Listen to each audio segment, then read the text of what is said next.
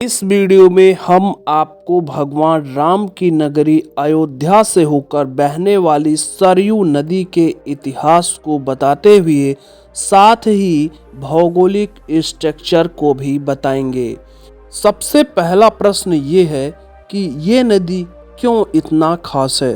तो आपकी जानकारी के लिए बता दें कि भगवान राम ने इसी नदी के जल में जल समाधि ली थी। इस नदी का इतिहास भगवान राम के अवतरण से भी पुराना है। रामायण की गाथाओं में सरयू नदी का विशेष महत्व है। अब जानते हैं इसके भौगोलिक स्ट्रक्चर को। सरयू नदी, जिसे घाघरा नदी भी कहा जाता है, यह उत्तर भारत में बहने वाली नदी है। यह उत्तराखंड के बागेश्वर जिले से उत्पन्न होती है और फिर शारदा नदी में विलय होती है, जो काली नदी भी कहलाती है और यूपी से गुजरती है। शारदा नदी फिर घाघरा नदी में विलय हो जाती है, जिसके निचले भाग को फिर से सरयू नाम से बुलाया जाता है।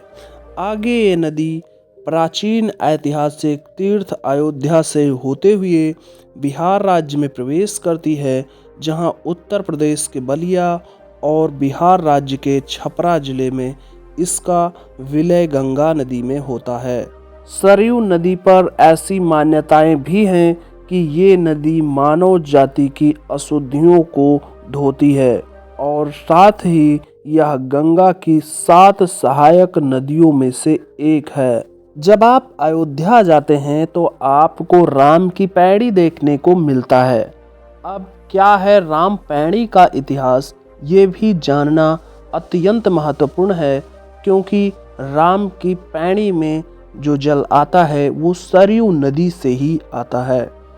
ऐसी पौराणिक मान्यता है कि एक बार जब लक्ष्मण ने सभी तीर्थों में दर्शन करने का मन बनाया, तब भगवान राम ने अयोध्या में सरयू नदी पर खड़े होकर कहा कि जो व्यक्ति सूर्योदय से पूर्व इस स्थल पर सरयू में स्नान करेगा, उसे समस्त तीर्थों में दर्शन करने के समान ही पुण्य मिलेगा। साथ ही भगवान राम के वनवास का भी साक्षी है सरयू नदी। कहा जाता है कि भगवान श्री राम, सीता और लक्ष्मण जब वनवास के लिए निकले तो वह सरयू नदी के किनारे से ही जंगल की ओर गए थे। अगर आपको ये वीडियो अच्छा लगा हो, नॉलेजफुल लगा हो, तो प्लीज़ वीडियो को लाइक, चैनल को सब्सक्राइब जरूर करें।